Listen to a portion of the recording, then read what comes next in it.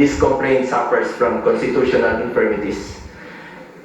Let us focus on what is important for our people that we serve. Hustisya sa tamang paraan at serbisyo na makakatulong sa mga Pilipino. Yun po ang kailangan ng taong bayan. Yun ang dapat pagtuunan ng pansin. Mr. Presiding Officer, para sa akin, mas mabuting unahin natin ang tunay nating trabaho. Ang pagsiservisyo sa taong bayan, maraming nasasayang na oras sa isyong ito na hindi naman mapapakinabangan ng ordinaryong Pilipino. This issue has already been too divisive. Ilang buwan na po.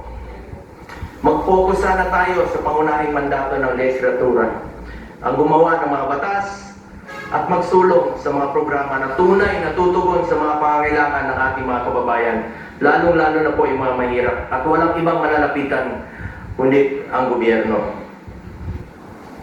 Marami pa pong mga pending bills ko po hanggang ngayon na hindi pa natin natatapos with one working day na lang po.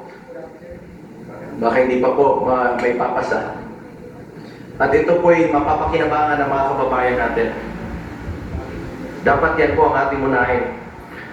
As raised by some of our colleagues yesterday, that in as far as the impeachment case is concerned, based on the result of the recent midterm elections, I believe the Filipino people have decided at ang kanilang desisyon, mas gusto po nilang tutukan natin ang trabaho at serbisyo. Tama na, tigilan na natin ang pamumulitika.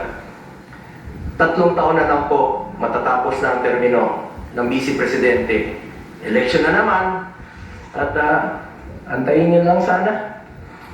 Ang importante sa ating mga kababayan ay may pagkain sa kanilang kapagkainan.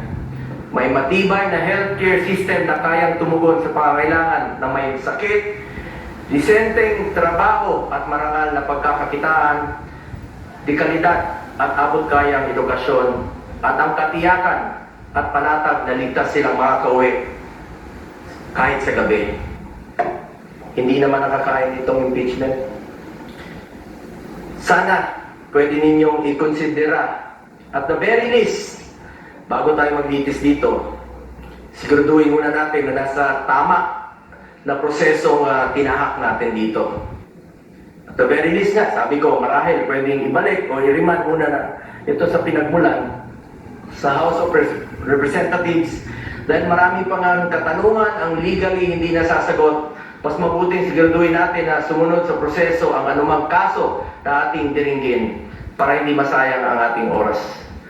Sangayon po ako na hindi natin ito dapat patagalin.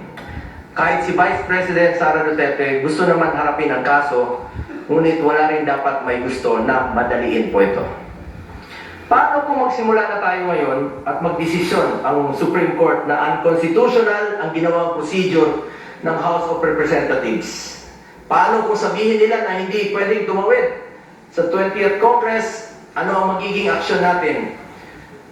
This puts us in a possible conflict with the decision of the Supreme Court. We must be prudent about this matter. Mr. Presiding Officer, I just want to reiterate, hindi ko po tinatalikuran ang aking sinumpaang mandato. Tungkulin ko yan as Senator Judge, kahit araw-araw tayo maglitis dito. But we would also be remiss of our duty kung hindi natin siguraduhin na dumaan ito sa tamang proseso nakasaad sa ating konstitusyon.